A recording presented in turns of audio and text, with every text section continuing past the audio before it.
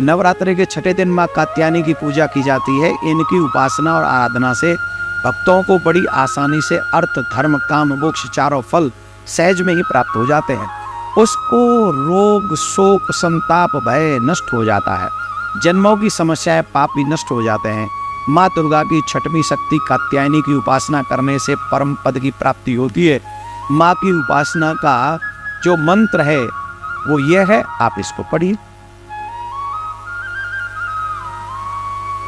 इस माता की 4 भुजाएं हैं। दाईं तरफ का ऊपर वाला हाथ अभय मुद्रा में है तथा नीचे वाला हाथ वर मुद्रा में है। माँ के बाईं तरफ के ऊपर वाले हाथ में तलवार है और नीचे वाले हाथ में कमल का फूल सुशोभित है। इनका वाहन भी सिंह है। इनका स्वरूप अत्यंत भव्य और दिव्य है। ये स्वर्ण के समान चमकीली है और भास्वर है। माँ कात्यायनी की कथा, इस देवी की जो कथा है वो नवरात्रि के छठे दिन पूजा की जाती है। कात के गोत्र में विश्व प्रसिद्ध महर्षि कात्यायन ने भगवती पराम्बा की उपासना की थी।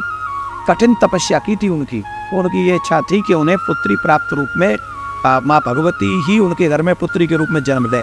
इसीलिए यह देवी कात्यायनी कहलाई और इनका गुण शोधकार्य है। इसीलिए इस वैज्ञानिक युग में भी कात्यायनी माता जी का बहुत महत्व सर्वाधिक हो जाता है।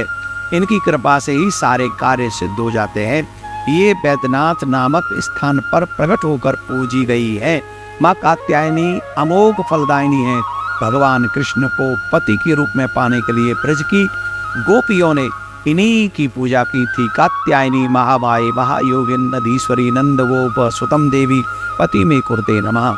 तो यमुना जी के तट पर इन्हीं की पूजा की थी। इसीलिए ब्रजमंडल की भी अधिष्ठात्री देवी है, रूप में प्रतिष्ठित है। माँ कात्यायनी शत्रु संहार करने वाली हैं, शत्रुअंता हैं। इसीलिए इनकी पूजा करने से शत्रु पराजित हो जाते हैं, जीवन सुखमय बनता है।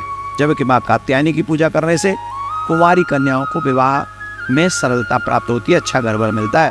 नवरात्रि के छठे दिन भक्त का मन आग्रह चक्र पर केंद्रित होना चाहिए और भक्त सुख को पूरी तरह से माँ कात्यायनी को समर्पित करे, पुण्य को उनको समर्पित करे। माँ कात्यायनी उसे अपना असीम आशीर्वाद प्रदान करती है।